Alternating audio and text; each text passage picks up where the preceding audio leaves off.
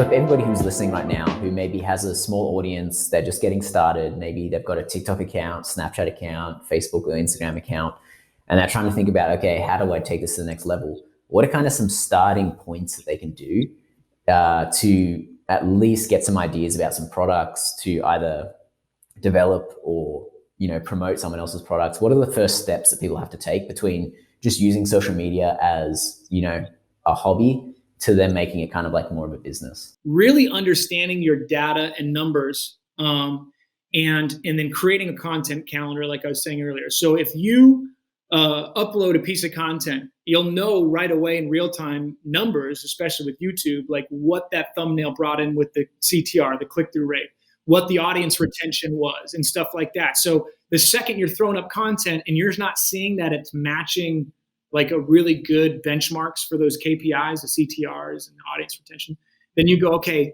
I got to change the thumbnail, or I got to start creating content like this. And then every week and every month, looking at all your content and going, what was the most engaged? What did people like the most? What had the best audience retention and stuff like that? So back to what I was saying earlier about if you don't like numbers and data, just suck it up. I mean, it will make you a lot of money if you make data your friend. And it'll help you grow, right? So that's one thing, is the second you start creating out content, know what's happening with your content as you're pushing it out.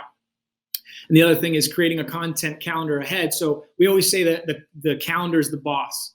So if I put it up on the calendar, we're doing it. It's the boss. So whatever's on there is the boss, everything, right? So creating yourself a calendar to make you accountable and knowing what you have coming forward. And then as far as like what products to promote and sell, I mean, there's tons of networks out there that you can look up for you to sell products with. But I would honestly ask yourself, like, what kind of content are you creating that's going to match with a long-term relationship with a brand? The same way that we do it with content creators, that do it the same way. I see so many times content creators just sit back and wait for somebody to contact them. And there's probably less than 5% or 10% of content creators that go out and find real products that they could promote themselves manually, just like the way we do with influencers. And they just wait for it to come to them, either because they have an agent and it does it that way, or because they just are not, maybe don't have that system set up and a process for them to create a sustainable, efficient, growing business. So you want, you want subscriber growth rates, and you have to go out and find that and do that. And so monetizing your content with actually going out and finding brands, it's really easy to do, to find brands that match or congruent to your products, and just messaging them. They will answer. Like it's tough for us to get a good response rate from influencers. I guarantee you'll have 100% response rate from any brand that you reach out to that says, hey, I'm willing to promote your brand and product, contact me. They will jump up and down to, it may not work out, but the fact that you reach out to them, no influencers really do that. Like I said, 5 to 10% maybe do. And that 5 to 10% are the most successful because they did it. And the cool thing is here's another thing. This is going to save you time.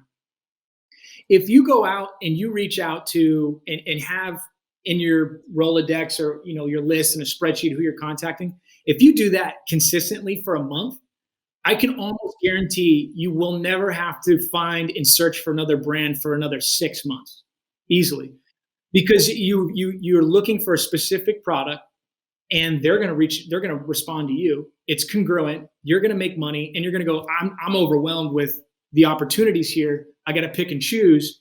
And then from there, you're creating content around that. And most likely it'll turn into a huge win. So if you do that, you're a step ahead of the competition, and you could pretty much guarantee some good commissions within the first 30 days. Are there any major mistakes or pitfalls that content creators should look out for when working with brands?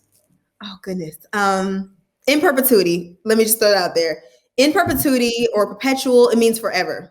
So you're signing over your rights to whatever piece of content forever. It's too long. We can't price it. They don't want to pay it. That's my concept. So whenever I see it in a contract, I control F and just check, make sure I didn't see it. Perpetual, in perpetuity, all of it. Just ask them to take it out. And I promise you, I've never had a brand say they can't take it out. So to me, that shows they just put that in there to see if anyone's going to actually notice and or read it. And the reason behind that is you want them to have to come back to pay for additional usage. That's really, to me, where the money resides in the industry. Yes, you initially get the payment for you creating the content, but where you get the additional revenue is the recurring payment of them having to pay for usage. So let's say the initial collaboration was just on Instagram. They get to repost your content. You get to post it on your platform, but then they come back later and say, oh, we want to use this in our email marketing. That's an additional rate. Oh, we want to use this on a billboard. That's an additional rate. But if you say in perpetuity or perpetual or worldwide royalty-free usage, they don't have to come back for anything. So definitely look out for those terms within your contract. And again, don't be afraid to ask. Don't be afraid to ask, like, how long is this usage? I read it and I don't quite understand. So that's something else. I think a lot of creators, they just overlook things or if they don't understand it, they just like, oh, it's fine. I'm just going to sign it. And then they come to me after the fact and I'm like, you already signed it. It's signed, still delivered, you know? So if you're reading something you don't understand, ask or look it up. I think the hardest one is always the first one, but correct me if I'm wrong. How do you find those opportunities and how do you kind of, I would say, actually kind of get on people's radar? Because, you know, those brands, like some of the ones you've been featured by, they're huge. So I'm sure there's tons of people that are trying to get sponsorship deals from them. How do you sort of organize to get seen? How do you get that deal over everybody else? And how do you kind of manage that part of your business?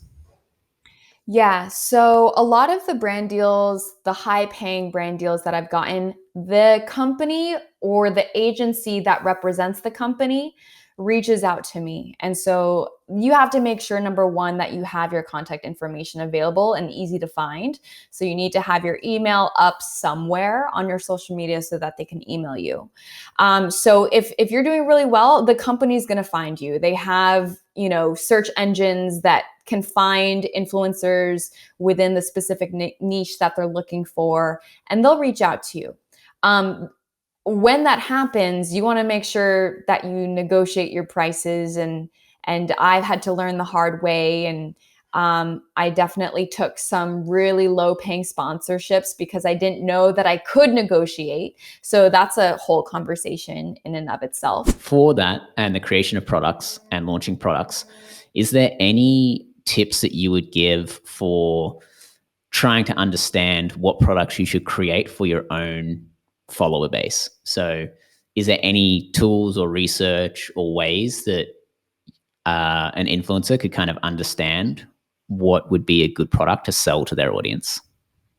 I think you can use tools, but I would actually prefer the approach that you mentioned. So work with other brands, see what's actually working, because you can actually get the data on not only how much clicks actually was, but also if you use a promo code, ask for the brands to give you feedback on how many purchases they were made. But because I believe this is a huge lack of communication, because what happened usually is that influencers deliver the post and they don't get the feedback.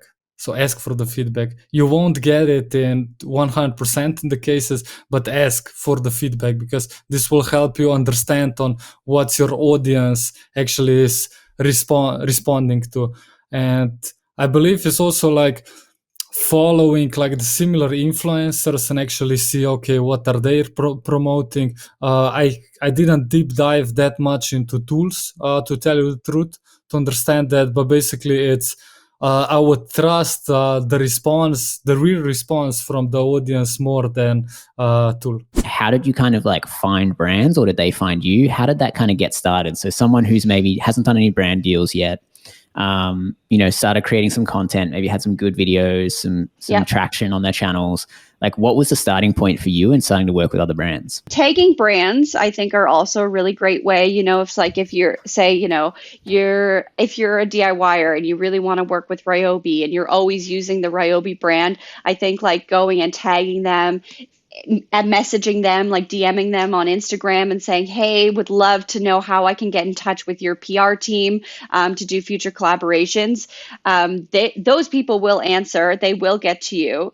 It's like a hit or miss on that. I will say, though, I've actually reached out a few brands sometimes that way, and it is a hit or miss. I mean, sometimes it's, an employee a small fry employee that's running the YouTube social channel, but that doesn't mean that they can't get you to the person that you are looking for. Or websites sometimes can find it, but honestly, I genuinely believe that it's like that word of mouth kind of thing, and passing, getting the right contact will really help you in the long run. But yeah, I think, tagging the brands that you want to work with and understanding who you want to work with and who's working with them already. What are they doing? What are they building? How does the brand collaborate with them? Like, do your research, do your homework, and figure that out first. And reach out to the creators, because they are willing to help. Hey guys, we put a bunch of effort into making great content for this YouTube channel. So please hit subscribe, leave us a comment, hit like, and tell a few friends about it.